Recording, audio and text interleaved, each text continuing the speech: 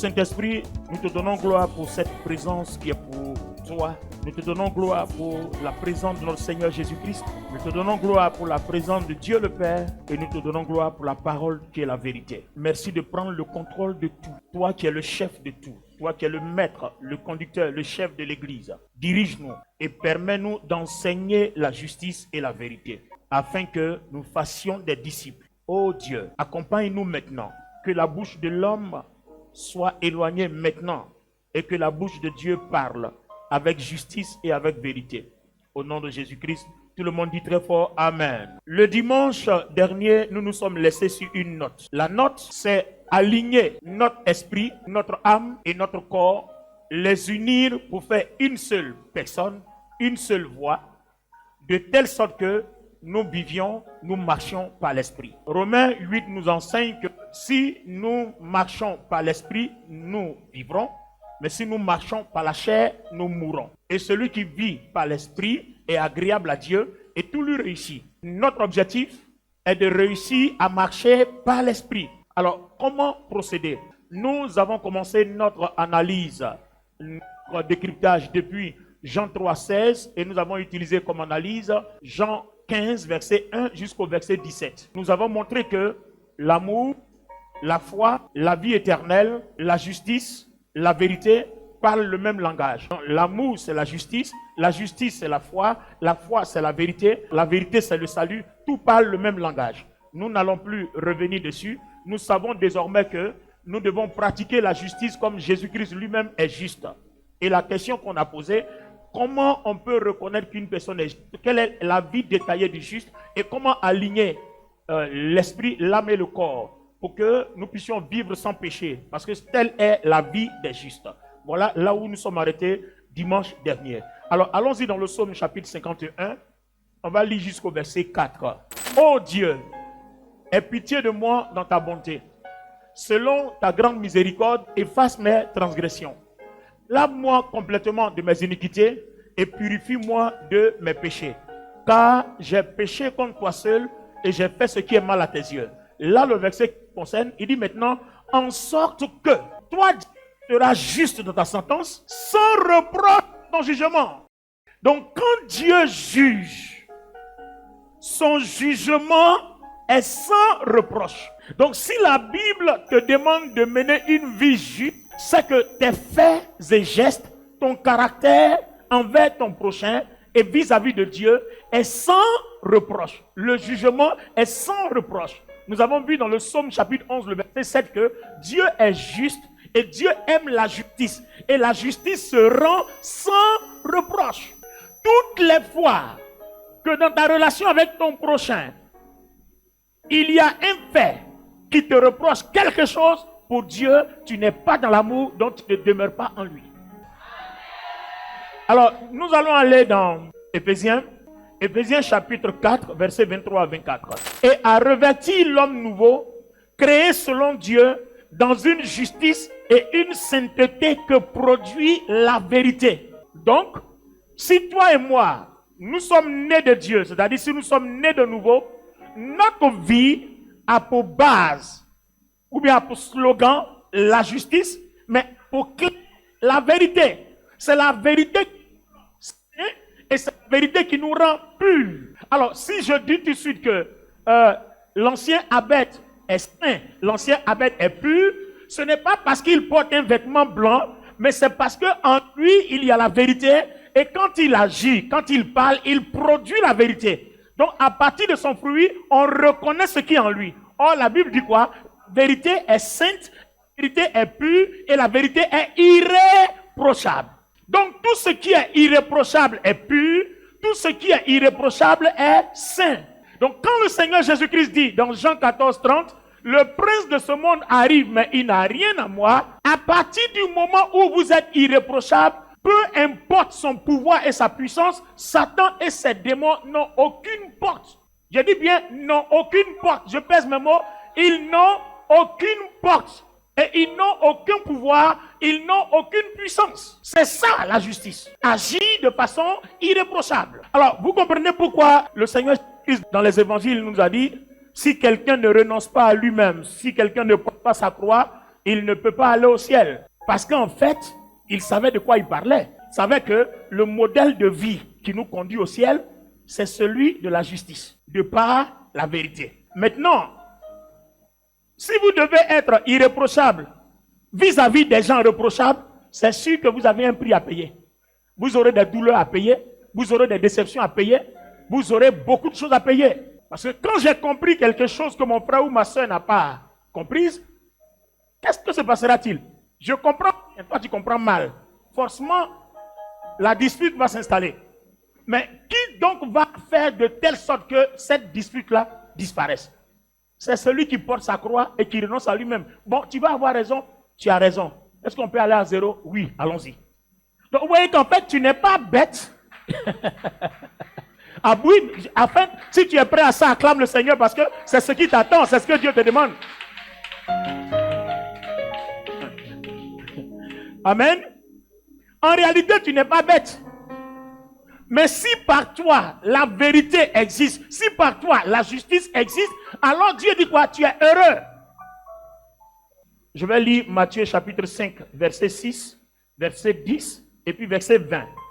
Heureux ceux qui ont faim et soif de la justice, car ils seront rassasiés. Donc, si j'ai envie d'avoir faim, celui qui me tape, je le tape. Mais si je veux être rassasié par Dieu, celui qui me tape, je remets mon soin entre les mains de la justice. C'est ça porter sa croix. C'est-à-dire, en temps normal, tu as le droit de réagir. Mais comme tu as d'autres priorités, ça ne t'intéresse pas. Ça ne fait pas de toi quelqu'un de malheureux, de minable ou de faible, mais au contraire, devant Dieu, tu es le plus fort. Parce que Paul dit, la puissance de Dieu s'accomplit dans ma vie à travers mes faiblesses. Mais les faiblesses, c'est quoi? C'est la justice qui fait que je ne réagis pas. Mais sinon, en réalité, je ne suis pas faible. Donc, la puissance de Dieu s'accomplira dans ta faiblesse. Mais pour quelle base? Parce que tout simplement, tu recherches la paix, tu recherches la vérité. Je continue avec Matthieu. Le verset 10 dit, heureux ceux qui sont persécutés pour la justice, car le royaume des cieux est à eux. Le royaume des cieux est à eux. Il a dit à Nicodème, si tu ne nais pas d'eau et d'esprit, le royaume de Dieu n'est pas à toi. Maintenant, il dit, si tu ne pratiques pas la justice, donc en fait, ceux qui sont nés de nouveau, ce qu'on leur demande, c'est la justice. Sinon, le royaume de Dieu ne sera pas à eux. Donc, tout chrétien qui ne pratique pas la justice ne sera pas surpris que le jour de sa mort, il ait la direction de l'enfer, ou le jour de l'enlèvement, il reste ici pour la grande tribulation. Amen ou amen pas? Je m'en vais dans le verset 20. Je suis toujours dans Matthieu 5. Car, je vous le dis, si votre justice ne surpasse pas celle des scribes et des pharisiens, vous n'entrerez point dans le royaume des cieux. Vous êtes chrétien, si ce que vous faites ressemble à ce que les païens font, sachez que vous avez le même sort qu'eux. Alléluia. On dirait que le culte de ce matin n'offre pas un cadeau. Amen. Alors, il y a une chose que toi et moi, on a besoin de comprendre. Je voudrais que tu vérifies avec moi cette chose-là dans 1 Pierre 2, le verset 24. Lui qui a porté lui-même nos péchés en son corps sur le bois, afin que, morts au péché, nous vivions pour la justice. Lui, par les meurtrissures duquel vous avez été guéris. Alors, les amis, le verset n'est pas clair. En fait, la vie qu'on nous demande à l'église ici, on vit pourquoi? Pour la justice. 1 Pierre 2, 24. Toi et moi, on vit que pour la justice. On ne vit pas pour autre chose. On vit que pour pratiquer la justice. Et si cette justice-là ne dépasse pas celle des païens, ne dépasse pas la justice des personnes qui se disent chrétiens ou chrétiennes, on ne peut pas entrer dans le royaume des cieux. Ça veut dire qu'en fait, beaucoup sont appelés, mais peu sont élus. Il y a catégorie de chrétiens. Il y a chrétiens qui pratiquent une sorte de justice, et puis il y a chrétiens qui pratiquent la justice et la vérité. Donc la vie chrétienne consiste à pratiquer la justice. Alors, c'est que vous allez commencer à me demander, c'est quoi la justice? Ben écoutez, on y arrive, c'est là-bas qu'on s'en va. Amen. Nous vivons que pour la justice. Nous savons que la justice est sans reproche. Donc, en gros, si je marche avec Pasteur Oufoué, tu vois, non? On est des hommes, nous sommes des hommes. Il peut arriver qu'il ait des problèmes entre nous. Ça, vous ne pouvez pas échapper à ça. Vous ne pouvez pas échapper à ça, sauf si vous n'êtes pas des êtres humains. D'accord? Mais le problème, quand des problèmes arrivent, à quoi je pense pour qu'il y ait la paix? Puisque moi, dans mon modèle de vie, j'ai formaté ma tête. Je dois être irréprochable. Donc, dès que je me rends compte que je suis reprochable, la chose, je vais vers mon frère. Ah, hier j'ai fait ça. Excuse-moi. Tout de suite, le sang de Jésus répare ma figure. Donc, ce que Dieu attend de toi, c'est que avant de poser un acte, tu réfléchisses. Est-ce que dans ce que je suis en train de faire, Dieu me reproche quelque chose? Voilà la vie chrétienne en fait. Et c'est pour ça qu'on nous demande d'être sage. Parce que la sagesse commence par là. Le proverbe dit, celui qui ne réfléchit pas avant de parler commet toujours un péché. Donc avant de parler, il faut réfléchir. Qui es-tu? Qu'est-ce que ton Dieu attend de toi? Ton Dieu attend de toi que tu sois irréprochable. Donc si je ne dois pas être reprochable, je dois m'arranger à ce que tout ce que je dis, avant de le dire, je réfléchisse bien. Je pense bien. Est-ce que ça ne va pas choquer? Est-ce que ça ne va pas blesser? Est-ce que ça ne va pas détruire? Est-ce que ça ne va pas faire mal? Et en fait, c'est ça. Si dans une église, tout le monde se comporte comme ça, les amis, il n'y aura pas la paix. Non, il n'y aura pas la paix. Il y aura la paix. Alors, c'est pour ça qu'on va prendre ce passage-là, préparer Éphésiens et Philippiens. Éphésiens, chapitre 5, verset 9, voilà. Car le fruit de la lumière consiste en toutes sortes de bonté, de justice et de vérité. Examinez ce qui est agréable au Seigneur. Et ne prenez point part aux œuvres infructueuses des ténèbres, mais plutôt condamnez-les. Donc, on a le fruit de la lumière. Qu'est-ce qu'on appelle la lumière? C'est l'amour. Dieu est amour dans 1 Jean 4, 8. Et puis dans 1 Jean 1, Dieu est lumière. Donc en fait, si vous voulez que la lumière de Dieu demeure en vous, vous devez être irréprochable en ce sens que votre caractère doit être revêtu de bonté, de fidélité, d'intégrité. Lis-moi ce qui se passe ici, là. Bonté, justice et de vérité. Maintenant, c'est dans cette pratique-là qu'il y a le problème. En fait, c'est là qu'il y a le problème. Et le problème, demande à ton voisin quel est le problème. Alors, le problème est que moi j'aime la bonté, toi tu aimes des querelles. Comment nous deux on va s'asseoir pour parler le même langage? Moi j'aime pas les histoires, toi tu aimes les histoires. Moi je suis doux, toi tu es coléreux. Donc imagine pas que toi tu es doux, tu es en face de quelqu'un qui est coléreux. Vous faites comment pour vous entendre? Alors qu'à l'église, tout le monde fait la même chose. Chacun vient avec son bagage. Il y a celui qui est doux, coléreux, mais il y a celui qui est bien aussi, mais les problèmes font qu'il est désagréable. Tant qu'il n'a pas encore mangé, ne lui dis pas bonjour parce qu'il va déverser sur toi tout son venin. Donc en fait, vous voyez que dans l'église, assis ici, chacun a son problème. Alors, donc avant d'agir, il faut réfléchir. Si tu as salué quelqu'un qu'on ne t'a pas répondu, il ne faut pas garder rancune. Il faut passer parce que tu ne sais pas dans quoi la personne que tu as saluée, qui ne t'a pas répondu là, est assise ou assise. Ça être bon envers les gens. Mais toi, tu gardes rancune sur tout, tu prends tout au premier degré. C'est ça le problème. Regardez ce que l'apôtre Paul dit à Timothée. Il dit, pour toi, homme de Dieu, fuis ces choses et recherche la justice, recherche la piété, recherche la foi, recherche l'amour, la patience et la douceur. Alors, vous comprenez que la puissance du Saint-Esprit n'opère que dans la vie des personnes qui incarnent toutes ces vertus. Alors, aujourd'hui, je vais répondre à une question majeure selon l'inspiration que le Saint-Esprit me donne. Vous allez Matthieu, le chapitre 6. Le Seigneur dit, avant même que vous veniez prier, moi je sais de quoi vous avez besoin. Donc, si vous arrivez, ce n'est même pas la peine de multiplier de vaines paroles. Ça ne vaut pas la peine.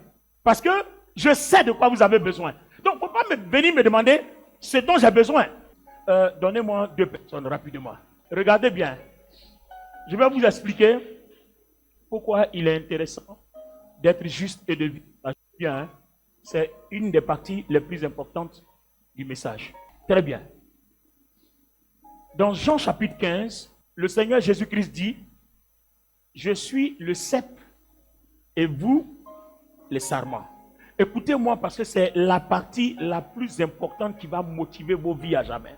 Quand le Seigneur Jésus dit dans Matthieu 28, 19, allez partout, faites de toutes les nations des disciples, enseignez-leur à observer ce qu'on vous a enseigné. En fait, ce qui fait que je suis fort aujourd'hui, là, c'est ce que je suis en train de te transmettre.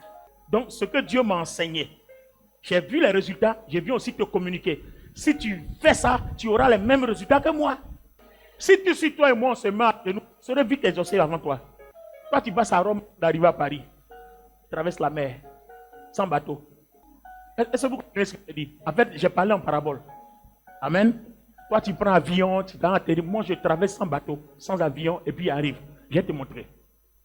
Jésus dit dans Jean 15, je suis le cep et vous les sarments. Tout sarment qui est attaché à moi, donc Marie-Laure est cep, c'est-à-dire la branche de l'arbre attachée au tronc qui est Jésus qui est le sarment. Connecte pas comme ça. Les amis, regardez bien. Est-ce qu'il y a une différence entre le tronc d'arbre et la branche? C'est la même nature. Donc, la puissance de Dieu qui coule dans le tronc, fait quoi? Coule dans la branche.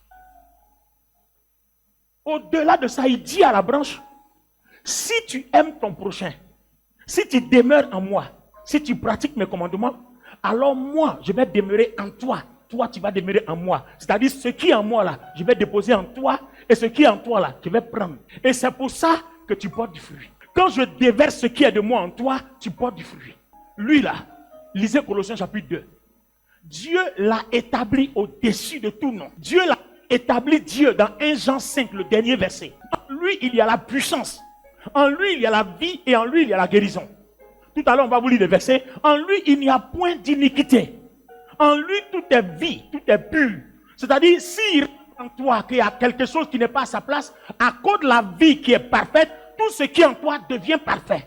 Si sa vie rentre en toi, il n'y a pas de raison que la maladie continue de demeurer en toi. Parce qu'en lui, il n'y a pas de maladie, en lui, il n'y a pas de mort, en lui, il n'y a pas de ténèbres, en lui, il n'y a pas d'iniquité. Donc, quand il rentre en toi, il te purifie et il te fait même chose comme lui. Et Jean 4 dit, tel il est, tel nous sommes. Donc, quand je m'en vais en prière pour aller prier, je ne vais pas pour demander la voiture, la maison, l'argent, le mariage, non. Parce que il a l'or et l'argent. L'argent, c'est lui. Le mariage, c'est lui. La voiture, c'est lui. Les biens, c'est lui. S'il est en moi, je demande quoi encore? S'il est en toi, tu demandes quoi? La seule chose que tu dois demander, c'est Seigneur, fasse de telle sorte que lui et moi ne soient jamais détachés pour que ce qu'il est là, que je recherche, demeure en moi. Parce que le problème, Marie, le détache-toi. Si Marie le détache, la branche est détachée du tronc. Les feuilles vont sécher, les fruits vont mourir. Parce que il n'y a plus la vie qui coule. Mais si Marie demeure attachée, qu'est-ce qu'elle va faire pour demeurer attachée? Donc la raison, la seule chose que Dieu nous demande, la raison pour laquelle il dit allez-y prier, jeûnez, lisez vos Bibles, en fait c'est demeurer attaché. Aussi longtemps que nous demeurons attachés, que nous pratiquons la justice, nous vivons dans la vérité, nous avons tout. Parce qu'en fait, ce sont des signes qui accompagnent ceux qui demeurent attachés. Donc quand je vais prier, je vais demander à Dieu de faire de telle sorte que je demeure attaché.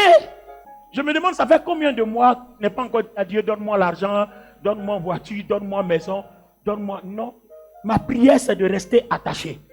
Et si je suis convaincu, j'ai l'assurance que je reste attaché, je loue Dieu chaque jour. Quand je finis de lui demander de faire l'effort que je demeure attaché, ma prière, Seigneur, merci parce que tout ce qui est argent est à ma disposition. Merci parce que tout ce qui est voiture est à ma disposition. Merci tout ce qui est gloire est à ma disposition. Parce que ce que tu es, c'est ce qui est en moi. Je proclame la manifestation. Je glorifie ton nom pour la manifestation. La manifestation de telle chose. La manifestation de telle chose. En fonction de tes besoins, tu ne demandes pas, mais tu loues le Seigneur. Parce qu'il sait que tu en as besoin. Il est déjà prêt à te les donner. Donc quand tu pratiques la justice, lui-même il te les donne. Donc toi, ta prière devient une louange qui célèbre Dieu pour ce que tu as déjà. Maintenant, il se pourrait que tu fais ça déjà, mais tu ne vois rien. Il y a une explication. Marie-Laure, laisse la main. Il y a besoin d'une troisième personne. Il y a une explication. Il y a besoin d'une quatrième personne qui va se mettre devant ici. On va changer l'illustration. Une quatrième personne ici. Alors, je suppose que le frère Anderson est une personne en 3 parties. D'accord? Parce que c'est ça le problème. Peut-être que ce que je dis là, quelqu'un loue Dieu déjà, mais la personne ne voit pas. Anderson est une personne en 3 parties. Voilà Anderson que vous voyez. D'accord? Donc, c'est sa personne. Quand on dit Anderson, lève les 2 mains. C'est lui qui est là. Mais Anderson a un esprit. Anderson a une âme qui est sa volonté. Donc l'âme, c'est ça, c'est sa volonté. D'accord? Marie le met là sur ses épaules. Voilà, c'est son âme qui est là, c'est sa volonté. Et puis Anderson a une chair. Donc il a l'esprit, il a l'âme, il a la chair. L'âme, c'est sa volonté. Regardez bien. on va comprendre pourquoi tu peux louer Dieu, prier Dieu, tu es conscient, tu pratiques la parole, mais tu ne vois pas le résultat. Le problème, c'est que quand Dieu t'a créé, l'âme n'a pas de corps. L'âme, c'est ta volonté. Mais l'âme a un corps spirituel et puis l'âme a un corps physique. Le corps physique, c'est pour la terre. C'est pour ça que quand tu mets, on t'enterre. Pour que le corps physique reste. Et puis Dieu prend, comme le Seigneur Jésus à la croix dit, je remets entre tes mains mon esprit. Voilà. Donc l'esprit s'en va. Mais regardez les amis. Quand Dieu, spirituellement, est attaché, ou bien Jésus est attaché à Anderson, d'accord? C'est à l'esprit d'Anderson que Jésus est attaché. Il n'est pas attaché à sa chair. Voilà la réalité. Quand il dit, je suis le cep et vous le sarment là, c'est son esprit qui est attaché à Jésus-Christ. Ce n'est pas ton corps. Mais entre-temps, dans ton corps, le diable s'exprime. Il s'exprime par l'impudicité, il s'exprime par la rancœur, il s'exprime par la jalousie, il s'exprime par la colère, il s'exprime par l'hypocrisie, il s'exprime par la méchanceté, il s'exprime par toutes sortes de mauvaises choses, enfin toutes sortes de mal. Ça, c'est la chair. Mais l'esprit s'exprime par la justice, la vérité, la paix, la bonté. Ça, c'est l'esprit. Alors, l'âme va être entre ce qui est de la chair et ce qui est de l'esprit. Donc, ce qui est de l'esprit ne descendra jamais dans ton âme, parce que c'est quand ça descend dans ton âme que ça se manifeste physiquement. Parce que quand ça descend dans ton âme, lui, il va prendre le contrôle du corps. C'est à partir de là qu'on a la libération physique. Donc, quand tout ce que le Seigneur est, bénédiction, gloire, puissance, quand ça quitte son esprit, que ça arrive dans son âme, la chair dit non, je ne veux pas. La chair aussi envoie des passions très fortes. Donc, il y a un qui veut dominer, l'autre veut dominer. Donc, celui qui réussit à prendre le contrôle devient tout ce qui est en lui, c'est ce qui se manifeste. C'est-à-dire, si l'esprit arrive à prendre le contrôle de l'âme, c'est les choses qui sont dans l'esprit se manifestent. Donc, vous verrez la gloire de Dieu dans votre vie quotidienne tous les jours. Mais si c'est le corps qui prend le contrôle, ben, vous verrez les blocages, autrement dit, la gloire des esprits mauvais sur vos vies. Et comme vous croyez quand même en Jésus, et puis à côté de ça, vous êtes encore charnel, donc aujourd'hui ça marche un peu, demain ça marche pas un peu, et c'est comme ça que ça va. Aujourd'hui c'est un blocage, demain ça réussit, après c'est autre chose. Donc tu es descends, montez, je descends, je monte, et puis Seigneur, où es-tu? Seigneur, je n'en peux plus, Seigneur, je suis fatigué. En fait, le combat que Satan n'a pas réussi au ciel, il continue de mener ça contre Dieu, mais en nous, à partir de la chair. Et Jésus-Christ aussi, son combat qu'il a gagné à la croix sur les œuvres des ténèbres, il manifeste cette victoire dans notre esprit. Alors, Éphésiens 6, 10 dit quoi? Éphésiens chapitre 6, le verset 10 dit quoi? Puisez dans les forces toutes puissantes du Seigneur Jésus-Christ. Confirme-nous par la lecture. Bible du semeur. Bible du semeur, voilà. Pour conclure, puisez votre force dans le Seigneur. Puisez votre force dans le Seigneur. Et dans sa grande puissance. Et dans sa grande puissance, mais qui est où? Qui est dans votre esprit depuis qu'il est mort à la croix. Et depuis que tu es baptisé, cette force-là est dans ton esprit. Ce que Colossiens 2 dit, il les a vaincus, il les a entraînés en spectacle. La force-là, c'est pas quelque part, ça est dans ton esprit. On te demande de puiser pour envoyer ça dans ton corps. Come on! On a disposé pour nous, on demande de puiser pour envoyer ça dans notre corps. Donc toi, ton vrai combat, la raison pour laquelle tu pries, tu jeûnes, tu lis ta Bible, c'est pour que ce qui est dans ton esprit se déplace pour prendre le contrôle de ton corps et tes problèmes sont résolus. Alors pourquoi vous ne me posez pas la question comment on puise? Voilà tout le problème. Comment on puise? Dimanche prochain. Dimanche prochain. Lève les mains. Tiens-toi debout. Reste. Pour conclure, puisez dans les forces toutes puissantes du Seigneur Jésus. C'est tout ce qu'on te demande. C'est pour ça qu'on te demande de lire la Bible tous les jours. C'est pour ça qu'on te demande de jeûner et de prier. Lève-toi dans la nuit quand le Seigneur te met à cœur. Lève-toi. Pendant que tu pries, tu déplaces quelque chose de ton esprit vers ton corps. Donc aujourd'hui, pour unir notre esprit, notre âme et notre corps, pour devenir vrai chrétien, c'est-à-dire un juste, qui est sage, qui est conduit par l'esprit, on te demande une chose, de puiser. Ça, c'est l'élément numéro 1. Comment puiser? Prier, jeûner, lire la Bible. C'est le premier pas. Si tu n'as pas pu unir ton esprit, ton âme et ton corps, tu seras un bon chrétien. Dans ton corps, il n'y a que colère, il n'y a que jalousie. Mais si tu puises, tu vas voir au fur et à mesure, toi-même tu te sens maintenant, quand on te tape sur la joue gauche, on ne te dit rien. C'était mon plus grand combat. C'était mon plus grand combat. Si vous ne réussissez pas ce test, ce qu'on a lu ici, vous n'avez pas votre place dans le royaume de Dieu. Si vous ne réussissez pas ce test, vous n'avez pas votre place dans le royaume de Dieu. Je peux vous le démontrer dans les Écritures. Il y a un verset qui peut bien expliquer cela. Ça va nous permettre de comprendre quelque chose. Vous allez comprendre quelque chose. Je m'en vais dans Apocalypse. Le verset dit, quand toutes choses seront finies, il va créer un nouveau ciel et une nouvelle terre où la justice habitera. Où la justice habitera. Je ne sais pas si parmi vous quelqu'un l'a déjà. Où la justice habitera. Lis-moi 2 Pierre 3,13. 3,13, c'est ça. Mais nous attendons selon sa promesse. Nous attendons selon sa promesse. De nouveaux cieux. Et une nouvelle terre. Où la justice habitera. Waouh. Où la justice habitera. Donc, la raison pour laquelle on insiste que si tu ne vis pas dans la justice, tu ne peux pas aller là-bas, parce que tu t'en vas dans un lieu de justice éternelle. Donc, ne vont là-bas que ceux qui sont habitués à pratiquer cette justice ici. Tellement simple. Attendez, je peux vous donner un exemple simple. Je vous donne un exemple simple. D'accord? Donne-moi un amen que je te donne mon exemple. Bien. Vous quittez au village. Il y a une cérémonie à l'hôtel Ivoire. Vous n'êtes jamais venu à Abidjan. Les gens qui sont habitués à Abidjan, quand ils arrivent, ils savent comment ils s'assoient. Ils savent d'abord où on rentre et ils savent qu'on gare au parking. Au village, on colle les vélos au mur. Ici, il y a le parking. Vous voyez que celui qui arrive, il va commencer à se demander, mais il est perdu. Non, il est perdu. Non, ce que je dis n'a pas de sens. Il est perdu. Parce que le milieu ne lui est pas familier. Le milieu ne lui est pas habituel. Il est perdu. Il est dépaysé.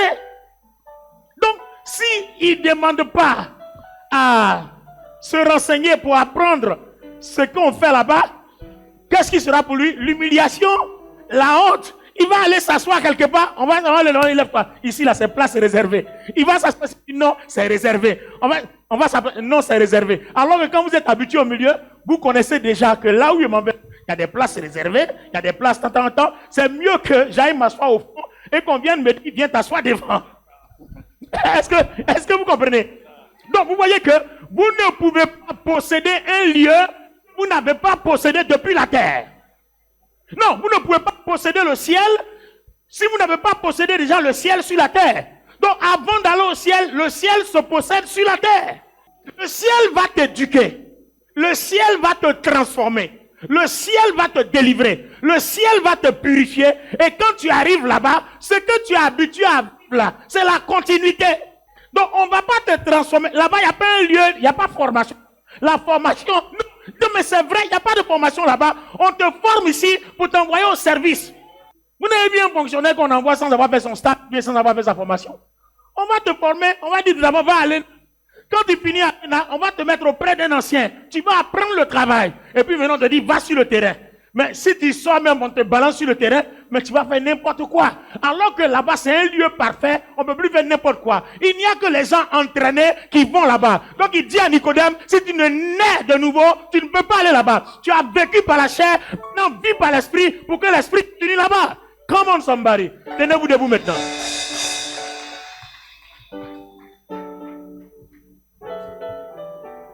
Ah. Mais est-ce que si nous sommes sur le chemin de la vie éternelle? Non, est-ce que dans cette église, on est sur le chemin de la vie éternelle? En tout cas, si tu n'es pas sauvé ici, là, je ne sais pas ce que Satan va te réserver. L'Antichrist va te réserver pendant la grande tribulation. Alléluia. Nous allons prier le Seigneur. Hier, dans la semaine, le Seigneur m'a montré que beaucoup d'entre nous ont eu la gloire de leur destinée volée. Vous savez, avant la fondation du monde, quand Dieu t'envoie sur terre, il y a une gloire que Dieu attache à ta vie. Et c'est à cause de cette gloire-là que tu réussis à être ce que Dieu a prévu que tu sois. Tout le temps de ta vie jusqu'à ta mort ou bien jusqu'à l'enlèvement. Bien sûr, si l'enlèvement arrive pendant ta génération. Quelqu'un me donne son amen? Et le diable met beaucoup de personnes dans la souffrance. Et les sorciers, les occultistes, c'est leur travail. Une fois qu'on te vote ta gloire, la gloire de ta destinée, tu vis désormais sans direction. Tu tournes en rond. Tout ce que tu fais ne réussit pas. Tout ce que tu fais tourne en rond. Pour ça aussi que quand on vit dans la justice, on ne peut pas te voler ta destinée. Parce que quand tu vis dans la justice et la vérité, tu deviens saint et pur. Les ténèbres même ne peuvent pas s'approcher parce que la lumière les consume. Ça, c'est déjà une garantie. On dit, heureux ceux qui cherchent, qui ont soif de la justice. Vous voyez, même quand tu s'occupes de la justice, tu es heureux. On va faire cette prière. Quiconque, et ça c'est une révélation, quiconque t'a volé la gloire de ta destinée, aujourd'hui là, il va ramener ça. Les amis, je prophétise rarement, hein, mais si je te dis que c'est une prophétie, ça en est une. Quiconque. Il y a des gens aussi, leur destinée est au ralenti. Tu es très intelligent. Les endroits où tu dois réussir, où les minables réussissent, pour toi là c'est dur. Aujourd'hui là, celui qui a volé la gloire de ta destinée, ramenez ça. Pourquoi tu es joli depuis et puis tu es là? On t'a pris quelque chose. Quand cette gloire-là va commencer à plier sur toi là, le gamin il devait faire ça, il va dire, tu es où là? Dis avec moi, Seigneur, ce matin, quiconque a volé la gloire de ma destinée, le Seigneur a dit que le moment est arrivé pour rendre ça. Je réclame la gloire de ma destinée que Dieu m'a donnée avant la fondation du monde. Dans la main, priez maintenant. Dieu dit il est l'heure. Vous savez, ce que vous devez vous rappeler, hein, l'ennemi peut travailler dans ta vie pendant plusieurs années, mais il y a un jour où ça prend fin. La Bible même dit, les ténèbres ne régneront pas à toujours. Il y a un jour où Dieu lui-même se lève pour te libérer. Il a même instauré même le jour. Quand tu ne peux pas te délivrer, après 50 ans, lui-même il te délivre. Tout ça s'appelle la grâce. Est-ce que quelqu'un comprend? Et le temps de te libérer là est arrivé parce que selon le calendrier biblique, nous sommes dans les temps de réveil. C'est-à-dire le temps où Dieu restaure ses enfants avant l'enlèvement. Donc c'est dans la période où on est. Donc que le diable veuille. Le diable ne veuille pas. Le temps arrive pour Dieu de restaurer ses enfants. Si vous avez remarqué, vous vous êtes rendu compte que tous nos messages ont changé. Hein? Tous les messages qu'on prêche, c'est pour laver nos robes, c'est pour nous préparer à un éventuel enlèvement bientôt. Tous les messages qu'on prêche, c'est pour garder nos lampes allumées et d'avoir de l'huile en réserve. Pour qu'on demeure connecté. Vous comprenez? C'est pour ça que je fais ça, pour ne pas que quelqu'un dise, Seigneur, je t'ai servi, la trompette a sonné, tu m'as laissé ici. Il te dira, tu étais dans l'église de mon serviteur Olivier Bonny. Il dit non, donc si la trompette t'a laissé, c'est par ta propre faute. Parce qu'il t'a trop averti. Est-ce que quelqu'un comprend? Amen. Il te dira, tu as été trop averti pour que tu sois resté. C'est que toi-même, tu as négligé la chose. On va faire une deuxième prière.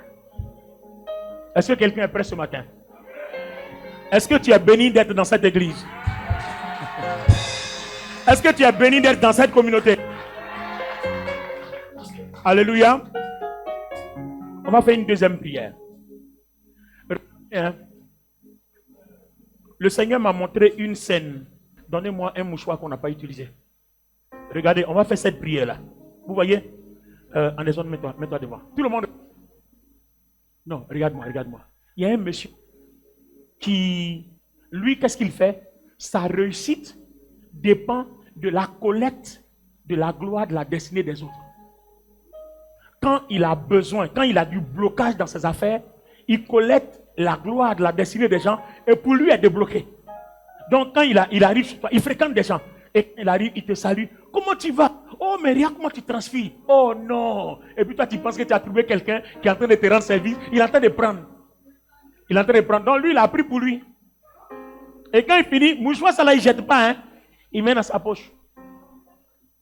Et quand il arrive dans sa loge là-bas, et puis à partir de là, il appelle ton esprit. Et puis maintenant, il puise. Est-ce que vous comprenez? C'est ce qu'on a lu dans Ephésiens 6:10 là. Il puise.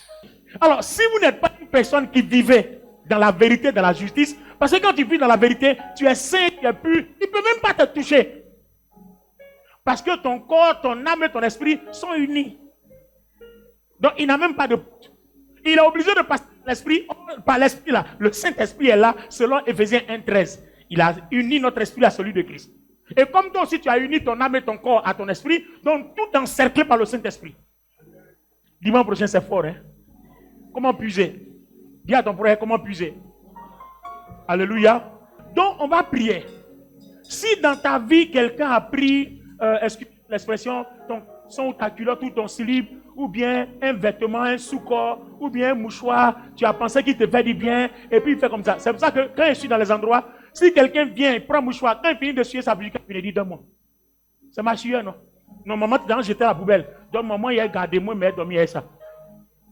Aïe, ce que je dis n'a pas un sens. C'est ma chienne. Quand tu as fini là, c'est pour moi. Donc, au lieu d'aller jeter à la poubelle, je préfère conserver ma chienne. Donne-moi et mets dans ma propre poche. Ben oui. Ne permettez plus à aucune personne, ne serait-ce que mettre même la main sur votre tête. Quand souvent les hommes, les tantes là, ah, ça va mon fils, non, tu es béni, tu es béni. Toi, tu es mon père spirituel, tu as même posé les mains. Pourquoi? Depuis quand tu as ton autorité établie sur moi, tu vas mettre la main sur ma tête. Donc quand il fait comme ça là, Vaoua il prend, fait comme ça, Voua il prend. Toi tu penses qu'il est en train de te congratuler. Quand il fait comme ça là, il a tout pris. La dernière prière, ça là, tu vas framponner en prière, tu ne vas pas t'arrêter. Hein. Toute personne qui t'a déjà fait ça, qui est la source de tes échecs et de tous les blocages, le Seigneur dit actuellement là, il doit ramener. J'ai parlé à quelqu'un par le Saint-Esprit. Seigneur, nous sommes dans les temps de réveil. Je te prie, au nom du Seigneur Jésus-Christ, ma main est levée vers le trône de Dieu. Toute personne ou tout esprit qui m'a pris la gloire de ma destinée, ne serait-ce même qu'une petite partie, je réclame cela au nom de Jésus et j'appelle la gloire de ma destinée à la restauration. Va le main, prie le Seigneur, prie le Seigneur, prie le Seigneur. Alléluia. Est-ce que tu te sens bien dans ton esprit? Est-ce que tu sens le vent du réveil? Alléluia.